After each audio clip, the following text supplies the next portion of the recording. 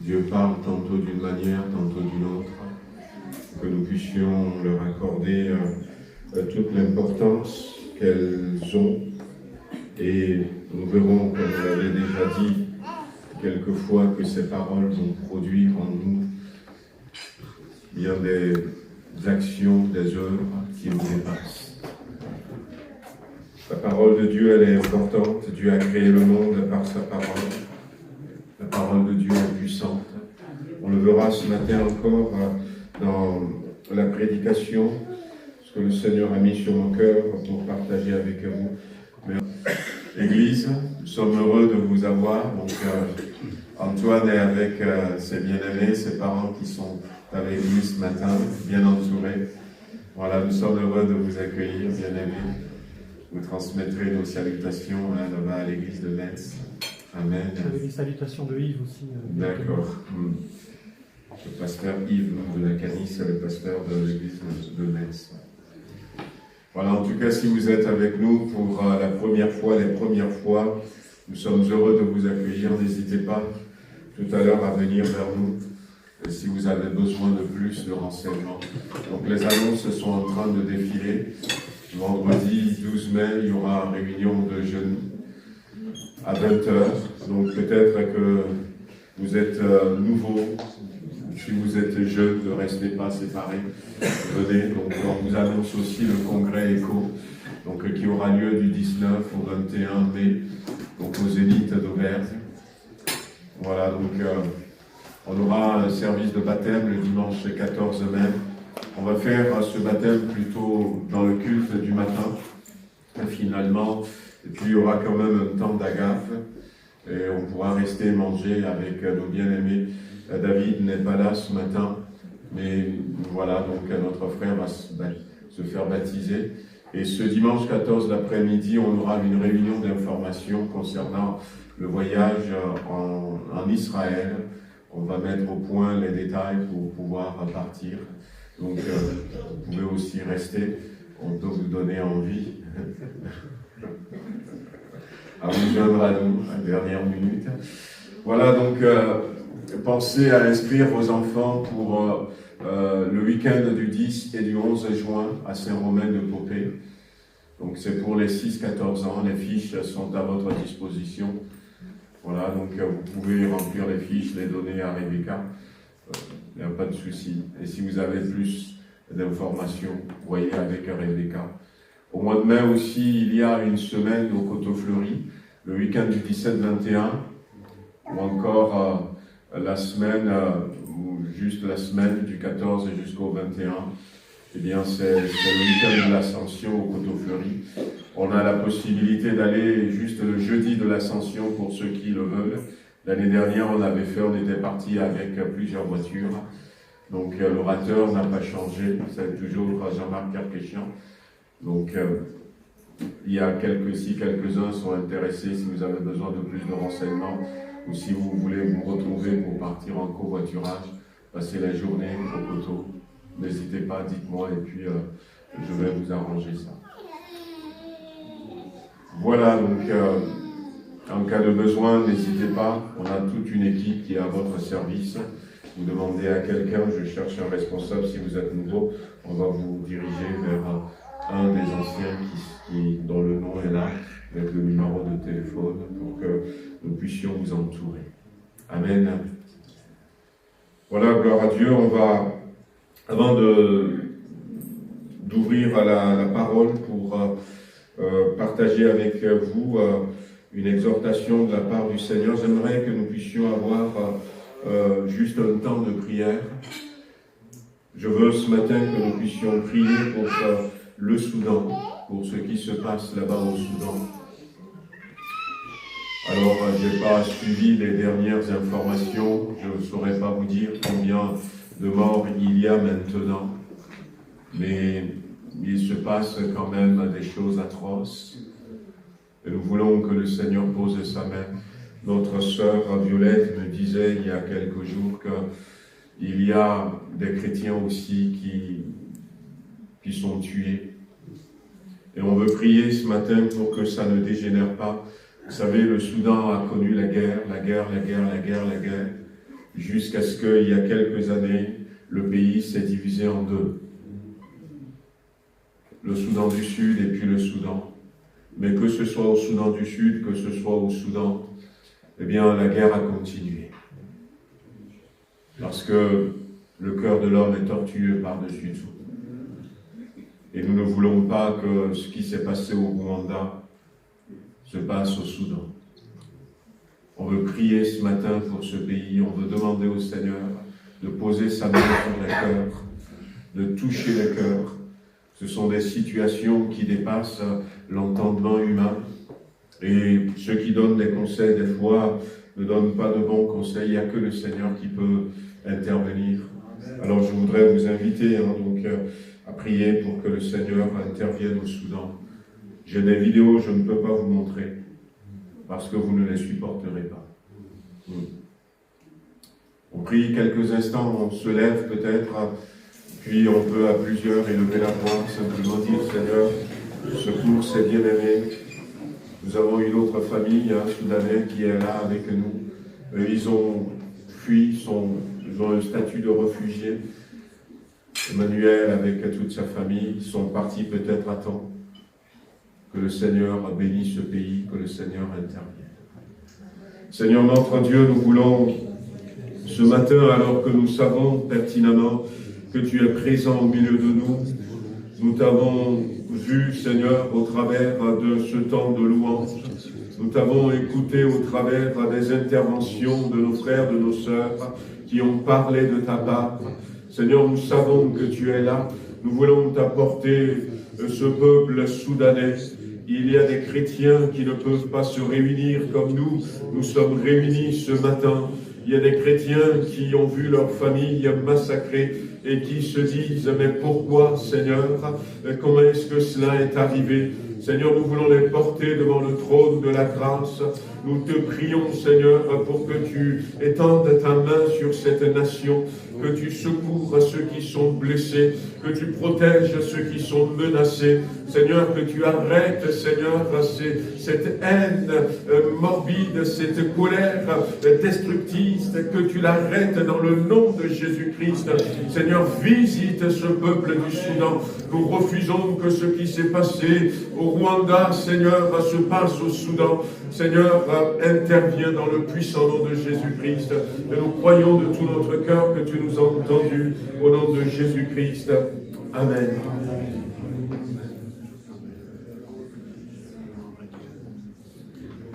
Amen. Voilà, gloire à Dieu.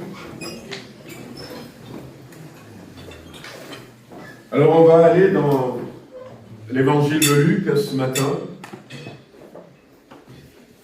Hier soir, on était au mariage de notre sœur Priscille de Tarare avec son époux. Maintenant, ils sont mariés, Benoît. Il y a eu un peu de retard. Mais bon, vous savez, c'est les Africains. Je les connais un tout petit peu. Mais ça s'est très bien passé. Merci Seigneur. Un beau témoignage. Je pense qu'ils auront l'occasion de venir.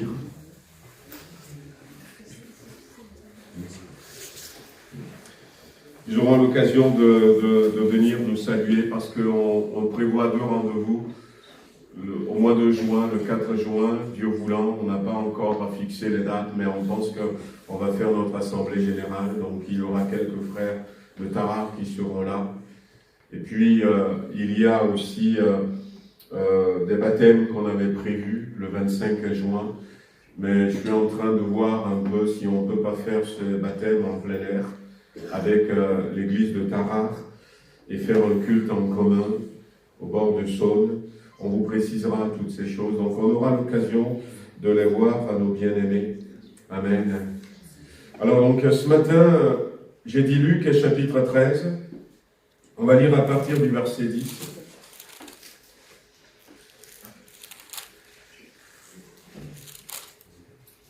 Jésus enseignait dans une synagogue le jour du sabbat. Et voici, il y avait là une femme possédée d'un esprit qui la rendait infirme depuis 18 ans. Elle était courbée et ne pouvait pas du tout se redresser. Lorsqu'il la vit, Jésus lui adressa la parole et lui dit, « Femme, tu es délivrée de ton infirmité. » Et il lui imposa les mains. À l'instant, elle se redressa et glorifia Dieu. Les chefs de la synagogue, indignés de ce que Jésus avait opéré cette guérison, un jour de sabbat, dit à la foule, il y a 6 jours pour travailler, venez donc vous faire guérir ces jours-là, et non pas le jour du sabbat.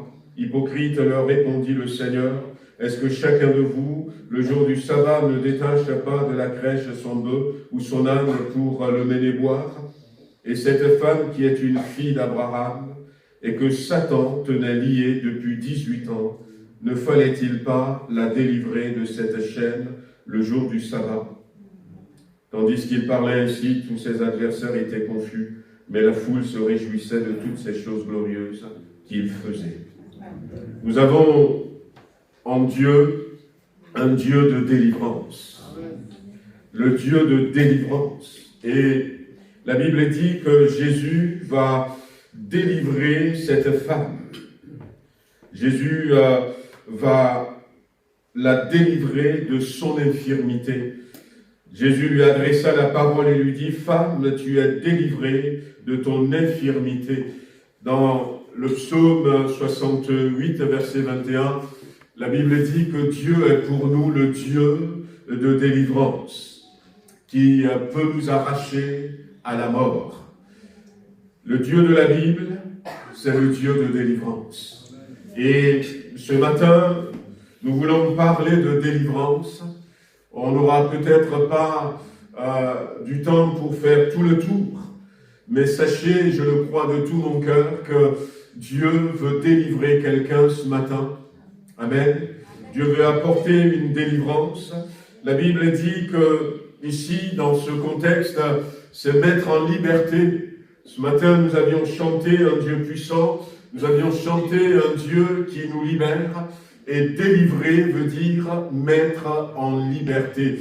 La Bible dira que c'est pour la liberté que Jésus-Christ veut nous affranchir. La femme, elle était courbée, elle ne regardait plus devant elle, elle ne pouvait pas regarder au ciel, mais elle ne regardait que par la terre. Et de là, on sait qu'il y a des situations d'addiction, des situations qui nous obligent des fois à ne pas regarder ailleurs qu'à regarder la terre. Le Seigneur est celui qui est capable de nous délivrer. La Bible dira aussi, regardez la délivrance que l'Éternel va vous accorder aujourd'hui. C'est Moïse qui va dire cette phrase dans Exode chapitre 14 au peuple d'Israël, alors qu'ils étaient sur le point de sortir de l'Égypte. La Bible dit que Pharaon a pris 600 chars d'élite, avait pris toute son armée et va poursuivre le peuple d'Israël. Ils étaient dans le désert et il y avait la mer qui était là devant eux, mais Dieu a prévu une solution, et cette solution, c'est de les délivrer, de les libérer complètement. Et on se rend compte qu'on peut être délivré d'une infirmité, on peut être délivré aussi d'une emprise satanique, puisque dans ce passage que nous avions lu, il est écrit que Satan tenait liée cette femme depuis 18 ans. De quelle manière est-ce que Satan a eu emprise sur cette femme? On ne sait pas, mais Jésus est celui qui est capable de nous délivrer de toute infirmité. Il est capable de nous libérer de toute emprise démoniaque et satanique. D'ailleurs, il y aura aussi dans l'évangile de Luc toujours chapitre 6, ce garçon que son père va amener vers Jésus-Christ et va dire que Satan le tenait lié, il le jetait dans le feu, il le jetait par terre. Jésus est celui qui, ce matin, veut délivrer quelqu'un, mais Dieu veut aller aussi à la délivrance de toute situation d'esclavage. Amen. Lorsque Moïse est en train de dire au peuple, Dieu va vous délivrer, eh bien, Dieu va les délivrer de l'esclavage de l'Égypte, de la main de Pharaon, certes, mais ce que Pharaon voulait, c'est que le peuple d'Israël reste un peuple esclave. Et il y a des choses qui nous rendent esclaves. La Bible dit que ce qui a triomphé de nous rend esclaves. Et ce matin, je pense que c'est le moment de venir à Dieu et de dire, Seigneur, libère-moi de tout esclavage, frères et sœurs. Bien-aimés qui êtes là, la cigarette peut devenir un maître cruel. L'alcool peut devenir un maître cruel, l'Internet et puis toutes sortes de choses peuvent nous rendre esclaves et nous empêcher d'être libres. Et non seulement d'être libres, mais nous empêcher un jour de partir au ciel. Je ne pense pas qu'au ciel, il y a des fumeurs. Ça, c'est moi. Je ne pense pas qu'au ciel, il y a des ivrognes. Je ne pense pas qu'au ciel, il y a des gens qui s'adonnent à la pornographie, qui s'adonnent à ces choses mauvaises qui nous lient. Mais il est temps de venir à Jésus. Pourquoi pas ce matin et de dire, Seigneur, libère-moi, délivre-moi. Jésus a dit, tu es délivré, je te libère, je te rends la liberté. Et la Bible nous montre que Dieu est capable de nous délivrer aussi, peut-être d'une situation où on cherche à nous détruire. Dans Actes chapitre 12, la Bible dira que Dieu va délivrer Pierre alors qu'il était en prison. Il était en prison. Et des fois, on peut se déplacer, encore une fois librement, mais Dieu seul sait dans quelle prison on se trouve. Des fois, il y a des prisons qui sont comme des forteresses. Le non-pardon. On a tellement du mal à pardonner. Le Seigneur m'avait montré une fois où j'entendais cette personne qui criait, qui disait « Maintenant je pardonne, maintenant je pardonne ». Mais elle était en enfer à ce moment-là. Et quand elle était sur la terre, elle a dit « Tu ne comprends pas, c'est trop dur, c'est trop difficile, je n'y arrive pas ». Il y a le non-pardon qui peut être comme une prison, une forteresse qui nous tient. Il y a des péchés que nous pouvons aussi garder dans notre cœur. Mais le Seigneur ce matin est celui qui veut nous délivrer. Il veut nous libérer complètement. La Bible nous montre que Jésus va délivrer cette dame. Mais quand nous regardons, par exemple, dans la Bible, eh bien, Jésus va guérir plusieurs personnes. Mais cette réalité de délivrance, il ne faut pas le passer à côté. À un moment donné, la Bible dira que Dieu veut nous délivrer de la colère à venir. Comment est-ce que Dieu veut nous délivrer de la colère à venir? Eh bien, en nous sauvant. Nous l'avions chanté ce matin. Le Seigneur est celui qui nous délivre. Vous savez, ce qui a triomphé de nous, nous pouvons l'apporter ce matin au Seigneur. Et en France, il faut le dire, il faut savoir qu'il y a des situations dans lesquelles la médecine ne peut rien. Moi, je me rappelle quand j'étais gamin, je faisais des cauchemars. Il y a des périodes où toutes les nuits, je regardais des monstres, je voyais des monstres, je voyais des animaux. Et je criais, et comme je dérangeais les autres, finalement, j'allais dormir avec mes parents. Et puis mes parents, de très bons catholiques, après avoir prié toutes les prières, et ça ne marchait pas, m'ont amené chez les marabouts. M'ont amené chez les sorciers. Et qu'est-ce qu'on a souffert entre leurs mains? Et des fois, il faut protéger même les autres pour que ça ne les contamine pas. Mais quand on touche à ces choses, quand on va toucher à l'occultisme, on ne se rend pas compte. Mais c'est des démons qui sont derrière. C'est des esprits méchants qui sont derrière.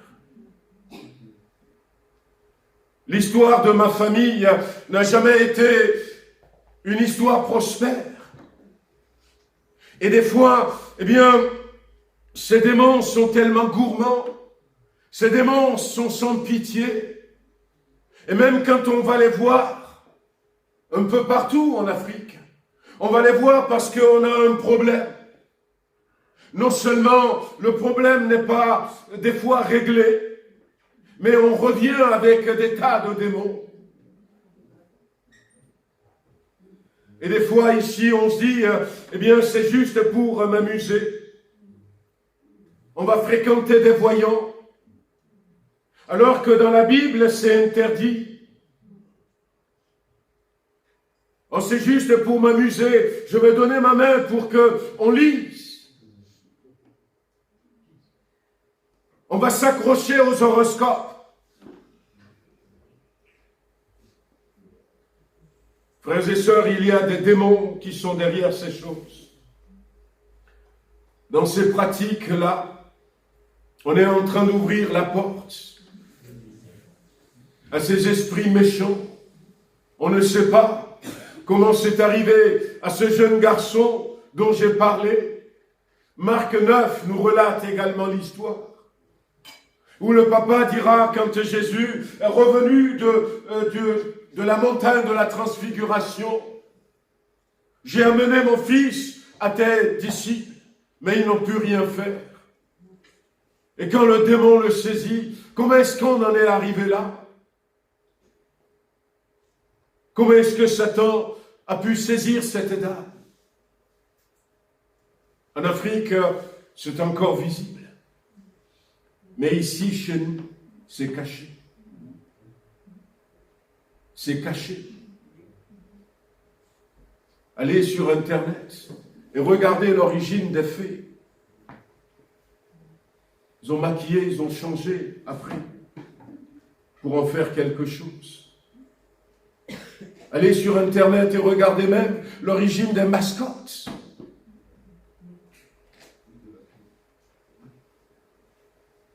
Ils ont modernisé les choses, mais le démon est toujours là. Halloween. Des choses qui ouvrent des portes. Et après, on s'étonne de ce que les gens ne veulent pas se convertir. Comme on disait la dernière fois, on en a dans nos familles qui sont très gentils. Très gentils. Mais dès qu'on leur parle du Seigneur, à une époque, je n'ai pas regardé les statistiques ces derniers temps, mais à une époque, ici en France, quand on met ensemble les médecins, je crois que ça doit être pareil puisque les médecins ont beaucoup diminué. Quand on met ensemble les médecins avec les curés, les pasteurs, on les met ensemble. À une époque, il y avait en France plus de voyants que tout ce gros monde. Parce qu'on va. Des fois, on est malade, on va à l'hôpital. Et comment je vais aller à l'hôpital, Émile Roux? Je ne peux pas rentrer dans une chambre et prier pour quelqu'un. Il faut une autorisation de l'hôpital. Il faut même une autorisation de l'État pour être aumônier.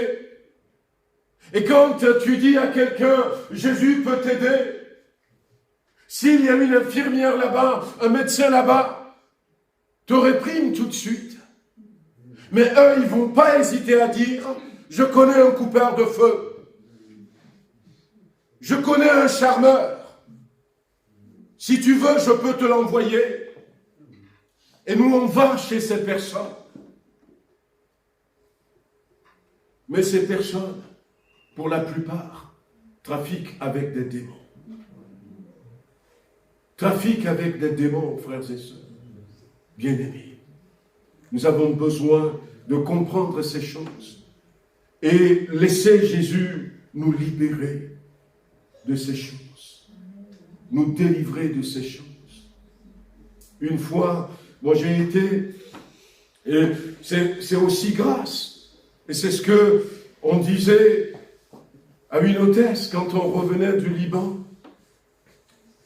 J'ai été chez un ostéopathe. Allez, j'avais mal au dos et puis ça passait pas. Et finalement, j'ai été chez un ostéopathe. Et quand j'étais rentré chez elle, ça sentait l'encens. Il y avait des statues de Bouddha, des images de Bouddha. Mais allez voir au Sri Lanka comment les bouddhistes détruisent les églises, assassinent les chrétiens. Pour nous ici, c'est zen. L'église persécutée. Et j'étais resté là, et elle était en retard. Il y avait à un moment donné des musiques. Je comprenais rien parce que c'est des musiques bouddhistes. Puis à un moment, j'ai dit, mais Seigneur, qu'est-ce que je fais ici?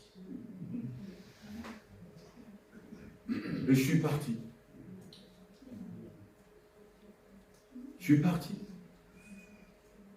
Je me disais, Seigneur, je ne savais même pas si, quand je vais la voir, je pourrais lui dire, moi je suis chrétien.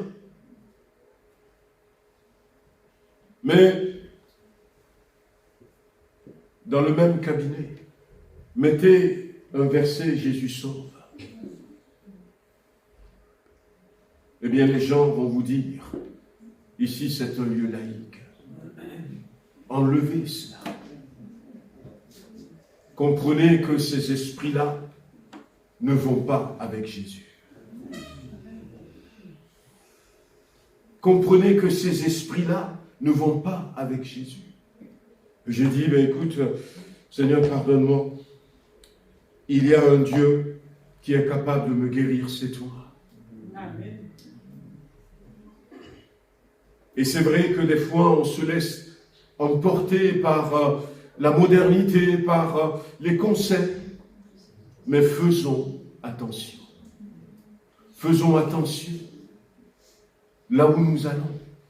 Je ne vous dis pas, n'allez pas, mais faisons attention.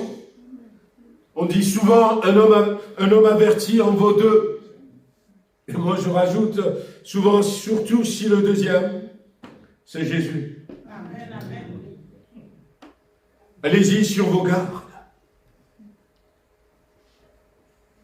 Allez-y avec le feu du Saint-Esprit. Amen. Allez-y sachant que ça peut être un esprit qui est caché derrière. Combien de médecines douces tirent leur source des ténèbres? Combien de médecines douces? Faisons attention. La Bible dit que cette femme, eh bien, elle est restée courbée. Elle est restée courbée. Mais, voyez-vous, le principe de la délivrance, il faudrait remarquer quand même que ce n'est pas simplement le fait de venir à la synagogue. Ça a joué, et ça joue de venir à l'église. C'est important. N'abandonnons pas nos assemblées. nous dira Hébreux chapitre 10, n'abandonnons pas nos assemblées, comme certains le font. C'est à l'église que Jésus l'a rencontré. C'est à l'église que Jésus va la délivrer. Ça a son importance. Mais ce n'est pas suffisant de se dire, je viens tous les matins. Tous les dimanches matins, je viens, ce n'est pas suffisant. La Bible dit aussi que, eh bien, ce qui va se passer, c'est Jésus va lui adresser la parole, la puissance de la parole, comme je disais tout à l'heure. Jésus va s'adresser à cette dame. Jésus va lui parler. Et Jésus va lui dire ceci, femme, tu es délivrée de ton infirmité. La parole de Dieu est toujours vie. Et la parole de Dieu donne toujours vie. Bien-aimé. C'est pour ça que c'est important d'écouter ce que Dieu nous dit. C'est important de saisir la parole que Dieu nous dit. Dieu parle tantôt d'une manière. Il parle au travers d'un frère, il parle au travers d'une sœur, il parle même au travers des paroles d'un chant que les bien-aimés ont choisi dans la prière. Il parle à quelqu'un. Il parle au travers de la prédication. Écoutons la parole de Dieu. Femme, tu es délivrée de ton infirmité. Imaginez qu'elle n'a pas entendu. Imaginez qu'elle n'a pas entendu. Qu'est-ce qui va se passer? Elle va rester comme ça. Elle ne va pas saisir cette parole. Elle va pas saisir cette parole. Elle restera toujours courbée. La parole de Dieu est efficace. Amen. Le nom de Jésus est puissant. Alléluia. Dieu est un grand Dieu. Alléluia. Et je vous avais raconté, il y a même des incroyants des fois, quand ils disent Jésus, les démons tremblent.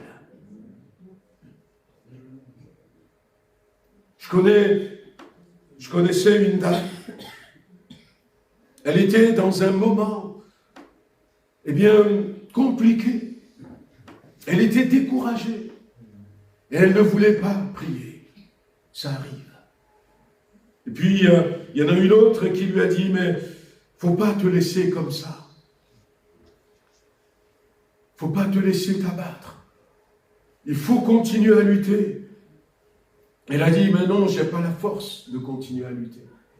Alors, ce qui va se passer, c'est que l'autre a tout dit, a dit, mais écoute, si tu veux, moi, je vais prier, tu restes à côté de moi. Non, non, non, j'ai pas envie. Permets au moins que je puisse mettre un peu de musique. Elle a dit, vas-y. Et elle a mis la Bible au Dieu. Elle a mis la Bible au Dieu. Et la parole de Dieu est en train d'être récitée. Et celle qui était complètement abattue, à un moment donné, va être requinquée par la parole. La parole a toute son importance. Prenons le temps de lire la Bible pour nous-mêmes. Prenons le temps d'écouter ce que Dieu nous dit. Et même des fois, si je pense que cette parole n'est pas pour moi, je peux la prendre pour moi. Je peux la prendre pour moi. La parole, elle est vivante. Et elle va agir là où elle est accueillie. Jésus, la Bible nous dit que va s'adresser donc à cette dame. Mais non seulement il va s'adresser à elle, mais la Bible dira aussi que Jésus va poser sa main sur elle. Il lui imposa les mains. 3 choses. Dimanche dernier, nous avions parlé de 3 choses. Nous avions parlé du sang de Jésus. Nous avions parlé de l'eau du baptême. Nous avions parlé aussi du Saint-Esprit. 3 choses que Jésus a fait. La parole de Dieu, la présence dans la maison de Dieu et Jésus qui touche. Ce matin, on voudrait prier spécialement. Déjà, on avait prévu faire l'onction d'huile pour notre sœur Thérèse qui a un souci de santé qu'on lui a découvert, mais soucis que Jésus a déjà vaincus. Au nom. Amen. Jésus a vaincu ce souci et nous voulons lui faire l'onction d'huile pour dire simplement, Seigneur, par tes meurtrissures, elle a été guérie. Amen. Au niveau de son cœur, que tout redevienne normal. Mais j'ai voulu le faire à la fin parce que je voudrais élargir ça à quelqu'un qui peut-être ce matin veut être touché par le Seigneur. Oh, peut-être que eh bien, ce sera ma main, ce sera peut-être la main d'Antoine ou encore de Pascal. Mais ce sera la main de Jésus-Christ. Au travers de nous, au travers des anciens. Alors, ne repartez pas. Je ne sais pas dans quel état vous êtes. Nous avons en Dieu un Dieu qui délivre. Comprenez ces choses, même si je ne suis pas resté longtemps là-dessus. Il peut y avoir des maladies parce qu'il y a beaucoup trop de pollution. On peut avoir mal au dos parce que, eh bien, on a transporté des choses lourdes. Il peut y avoir des maladies parce que, voilà, il y a eu un accident. Mais il peut y avoir aussi des personnes courbées parce que quelque part, nous avions donné accès au diable. Nous avons donné accès à ces démons. Et nous avons besoin d'être libérés, d'être délivrés. On veut baisser les têtes ce matin.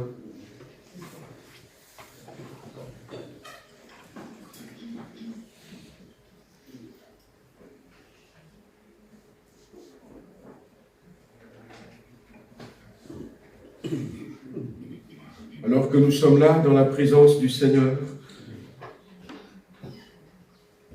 avant de faire un appel, je veux repasser ma vie. Je vous ai raconté quelques mots de mon témoignage. Mais lorsque je suis venu à Jésus-Christ, je lui ai apporté toutes ces choses. Je lui ai dit, Seigneur, j'avais traîné chez les marabouts, chez les sorciers, parce que je souffrais. Ma situation ne s'est pas améliorée pour autant. Pardonne-moi, mais délivre-moi, Seigneur, de toute emprise. Délivre-moi de tout lien avec ce monde des ténèbres. Libère-moi complètement. Et dans cette manière de vivre, il y avait des choses qui avaient triomphé de moi.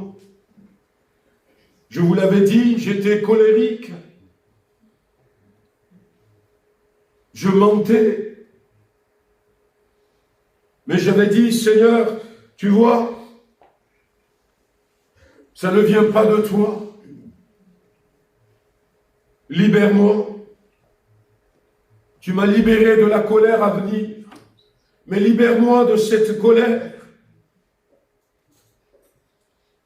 Certains nous disaient, eh bien, c'est héréditaire. C'est dans la famille depuis des générations. Faisons attention à ces héréditaires. Le diable qui connaissait vos grands-parents et qui peut-être les a tués d'une certaine manière, peuvent tuer vos parents de la même manière pour vous faire croire que vous allez mourir de la même manière. Alors j'ai dit, Seigneur, peu importe comment mes grands-parents se sont comportés, délivre-moi, libère-moi de cette colère.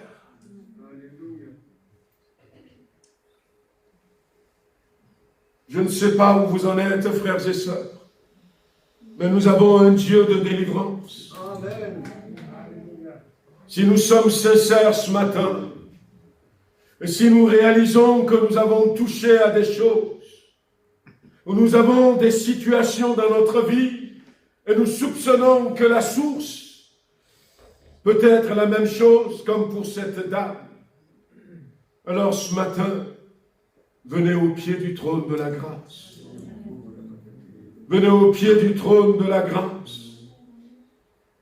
À une autre personne que Jésus va libérer l'homme à la main sèche, Jésus va d'abord lui dire, lève-toi là au milieu. Et il s'était mis debout devant tout le monde. Puis là encore, la parole de Dieu étend tes mains.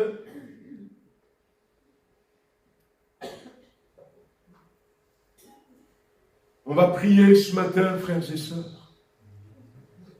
Le ciel n'est plus trop loin. Il y a peut-être des choses dont nous avons besoin de nous débarrasser pour pouvoir partir. Alors si c'est votre cas, eh bien, venez, on va prier. Je vais demander à notre sœur Thérèse si elle peut venir. On va faire l'onction d'huile à notre sœur. Mais s'il y a d'autres personnes qui, ce matin, cherchent une délivrance de quelque chose, venez, on va rester là. On va demander au Seigneur, secours-nous, libère-nous, pose ta main sur nous. Venez, mes frères, Pascal, Antoine. Libère-moi, libère ma famille. Puissant de Jésus-Christ, je prie seulement pour lui. Mais je prie, Seigneur, pour Jocelyne. Seigneur, afin que ta grâce la touche et que tu la visites. Là où elle se trouve maintenant. Et que, Seigneur, s'il y a quelqu'un que tu la libères complètement. Au nom de Jésus-Christ. Amen. Alléluia. Merci, Seigneur. Béni sois-tu. Béni sois-tu. Je veux remettre ma soeur entre tes mains, Seigneur. Tu sais par où, Seigneur, elle est passée. Tu sais, Seigneur, à quel est son état. Et c'est ce qui l'a amené devant toi ce matin. Et je prie, Seigneur, qu'elle soit délivrée, qu'elle soit libérée, Seigneur, de toute impunité, de toute emprise, Seigneur, de l'ennemi, de tout plan de l'ennemi concernant sa vie, dans le nom de Jésus-Christ. Amen. Alléluia. Et merci, Seigneur. Je veux remettre aussi ma soeur entre tes mains. Seigneur, tu poses ta main sur sa vie. Seigneur, tu libères maintenant dans le nom de Jésus-Christ. Et Seigneur, tu apportes la délivrance. Seigneur, tu glorifies ton nom. Tu glorifies ton nom, Seigneur, dans la vie de ma soeur. Seigneur, que tout lien soit brisé, que toute chaîne soit brisée, dans le nom de Jésus-Christ. Amen. Alléluia. Merci, Seigneur. Je veux te prier, Seigneur, pour mon frère. Je veux le remettre aussi entre tes mains. Je demande, Seigneur, que tu poses ta main sur sa vie, Seigneur. Seigneur, je sais que toi aussi tu sais, et que tu as vu, Seigneur, tu as entendu. Maintenant, Seigneur, tu le libères complètement, tu le délivres, tu le restaures dans le nom de Jésus-Christ. L'ennemi n'a plus rien, Seigneur, à voir dans sa vie, dans son foyer, dans sa famille, au nom puissant de Jésus-Christ. Amen, alléluia. Amen, alléluia. Béni sois-tu, Seigneur. Seigneur, je veux dire merci. De louange ce matin, nous t'adorons. Amen, alléluia. Je veux remettre ma soeur entre tes mains. Seigneur, je te prie ce matin. Alléluia. Merci, Seigneur, parce que tu restaures ma soeur. Tu poses ta main sur elle. Seigneur, libère-la de toute infirmité. Libère-la, Seigneur. Seigneur, je prie que toutes tes racines, tout ce qui a été semé dans sa vie, Seigneur. Oui, nous sommes passés par des endroits. Nous avions fait des chocs. Tu oui, Seigneur. Je te prie ce matin de la bénir, alléluia, de la délivrer, Seigneur. Qu'elle retrouve la joie de Dieu, la paix de Dieu, la partie de l'Esprit Saint, qu'elle soit une vie nouvelle en toi, Seigneur, une bonne nouvelle en Jésus, à toi la gloire, parce que tu bénis, tu délivres, tu guéris, tu bâtis. Merci, merci parce que tu as rôle à ma soeur à toi la gloire, à toi l'honneur, à toi la victoire. Alléluia. Alléluia. Restaurer complètement mon frère. Tu poses ta main, Seigneur, sur sa vie. Tu es ce Dieu grand, ce Dieu puissant. Merci Seigneur, tu le libères complètement. Tu le libères de tout Seigneur, dans le puissant nom de Jésus-Christ. Merci Seigneur, nous te louons, nous t'adorons, au nom de Jésus. Le renouveler dans son âme, dans son être, tout entier. Seigneur, Seigneur, dis ce matin que tu ne dois pas t'arrêter là. Il y a des choses dans ta maison qui sont des portes ouvertes pour l'ennemi dont tu dois te débarrasser. Parce que si tu ne te débarrasses pas, eh bien l'ennemi trouvera toujours un moyen pour venir. Il trouvera toujours un moyen pour te maintenir dans l'infirmité, dans l'esclavage spirituel. Tu connais ces choses. Tu dois faire le ménage dans ta maison. Le Seigneur te libère aujourd'hui, te délivre. Mais le Seigneur te demande de faire le ménage pour que cette délivrance soit scellée. Il va falloir être déterminant, parce que concernant certaines choses, tu auras de l'opposition. Les gens de ta maison peuvent dire non, tu ne sors pas ça, mais tu dois rester ferme, déterminé. Tu dois savoir que ce que tu recherches, c'est la délivrance. Et même si ça t'a coûté, débarrasse-toi. Des fois, l'ennemi, il passe par là. Ne cherche même pas à revendre ces choses pour retirer de l'argent. Débarrasse-toi. Débarrasse-toi de ces choses. Le Seigneur a en vue pour toi des choses beaucoup plus grandes, beaucoup plus considérables. Mais fais le ménage dans ta maison. Fais le ménage dans ta maison et sépare-toi de toutes ces choses au travers desquelles tu pensais trouver la vie, la guérison, le soulagement, mais qui ne sont pas de Dieu. Débarrasse-toi de toutes ces choses, mon enfant. Amen.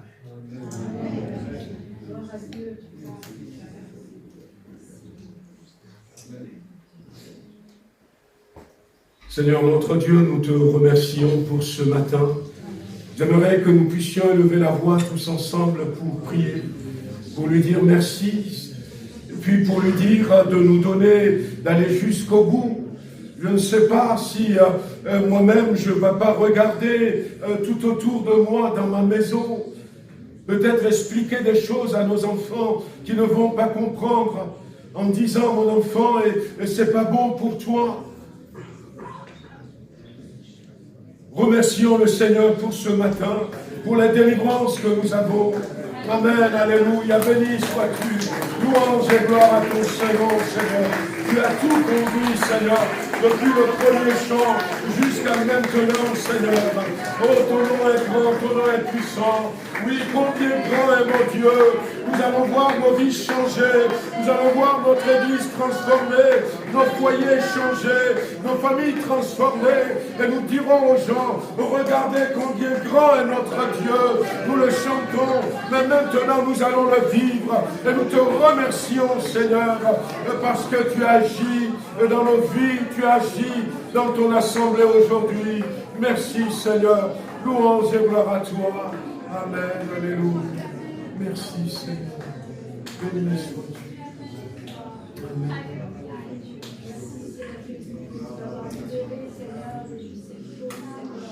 Merci, Seigneur, d'être venu sur la croix pour nous libérer, Seigneur, pour nous avoir avec toi éternellement, Seigneur Jésus. Merci pour ta victoire remportée, Seigneur, sur la mort. Oui, Seigneur Jésus, tu es le Tout-Puissant, tu étais là à la fondation du monde, Seigneur. Tu vis éternellement. Tu as la vie, Seigneur. Tu es le chemin, la vérité et la vie. Oui, Seigneur.